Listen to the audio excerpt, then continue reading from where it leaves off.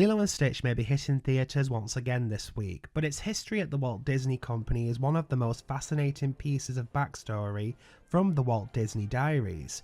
Tasked with the impossible job of saving the company following numerous box office failures, Stitch has proved to be a powerful tool for Disney to bring in box office numbers. But what is so endearing about this little blue alien? How much has he saved Disney? And will the same effect happen in 2025? With that being said, let's get straight to it.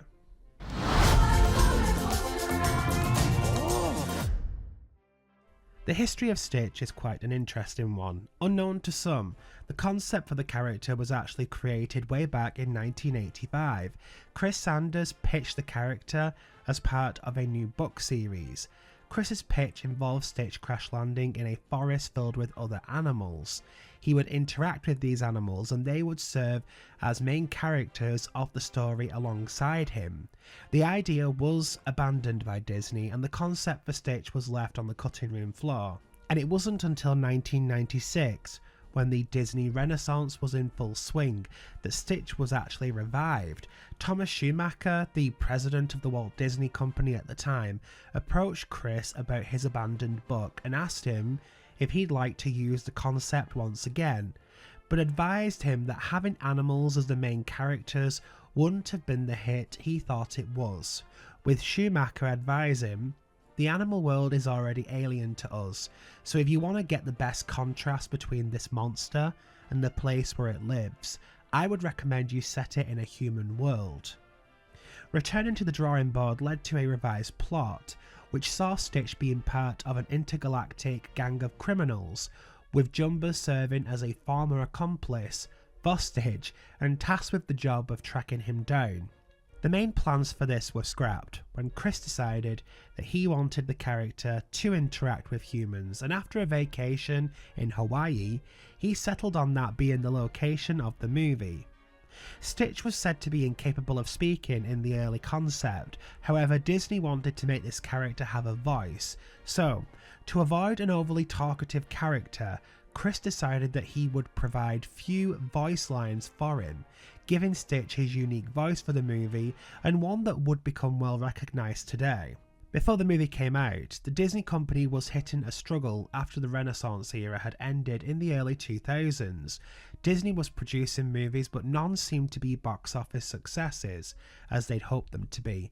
It was as though the audience had serious fatigue with Disney, and with the rise of popular franchises like Shrek, the Disney Magic era seemed to be struggling to provide hits, with movies like Atlantis and Emperor's New Groove only grossing between $150 to $200 million on budgets of $80 to $100 million. Disney was pretty desperate for a hit, hoping for some kind of hit in the dark ages of Disney. This is how Stitch saved Disney the first time.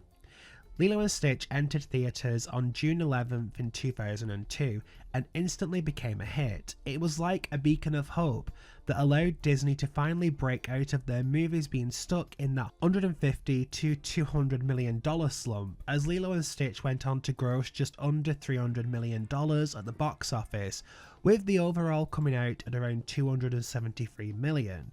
This was huge for Disney post-Renaissance. The popularity of Stitch surged to new heights, with him becoming a household name and being adored by children all across the globe, and it didn't stop there. The movie managed to spawn sequels, TV shows, spin-off movies and more. The character is a merchandise tool that always proves to be a huge and winning formula for Disney merchandise. Now, Stitch's popularity remains. He's well sought after at the Disney parks. He's used frequently by Disney's marketing strategy. Stitch is recognised across the world as much as Mickey Mouse today, with some stating that they believe Stitch has surpassed the famous mouse in popularity amongst children. With Lilo and Stitch being released in 2002, it seems highly unnecessary that a remake be made or is even needed. But the truth is, Disney are the ones who need Stitch, and surprisingly, they seem to be calling on the famous blue alien to save them once again. Right now in 2025, Disney's current surge of movies haven't been making the income they should, with animated features like Lightyear bombing at the box office, and then with live action adaptations such as Snow White being one of the company's biggest box office bombs to date, the Disney company have made a substantial amount of profit from its live action retellings until recently, with Little Mermaid seemingly signalling the start of the decline for the remakes and Snow White being the final nail in the coffin. But this is how Stitch will save the Walt Disney Company a second time round. Lilo and Stitch hitting theatres in 2025 is not just a fight back for the live action remakes, but it's also a way for Disney to prove there is life yet in the company, even if it does have to rely on existing IPs.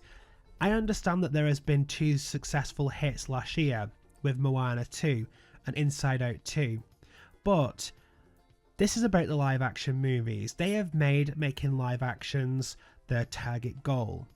And there's no doubt in my mind that Lilo and Stitch will go on to successfully make a lot of money for Disney, perhaps even more so, definitely more so than the animated feature. I believe the lesson to learn in this is the fact that kids love characters, especially funny, quirky ones. They can capture children of all ages, and not just kids, but adults as well. So with that being said, what's going to happen with Stitch at the box office, and what will it do for Disney? In my opinion, this is going to give Disney the full backing that these live action movies can work. It just depends on which movies you are making, and it also depends on how you handle casting and what you're changing about the story. Lilo and Stitch so far doesn't seem to be changing anything, and it seems to be very true to the original cartoon, which is all people are really asking for from these remakes. I don't think the world is against live action remakes, I just think they don't want to stray away from the source material too much. But with Stitch proven to be a winning formula for Disney, it often makes me wonder if the claims that Stitch has surpassed Mickey Mouse as being the most popular character by the company are accurate. I know that if my kids were to choose who they'd like to meet between the two, both would choose Stitch. But now Disney has found a way for their live actions to be a proven winner once again. What's next for the company? And that's it for today. I hope you enjoyed this trip through the Walt Disney Diaries. If you enjoyed this video, don't forget to like and subscribe for more Disney news, leaks, rumours and lore videos. And thank you so much for watching, and we hope to see you back here to delve into more of the Walt Disney Diaries.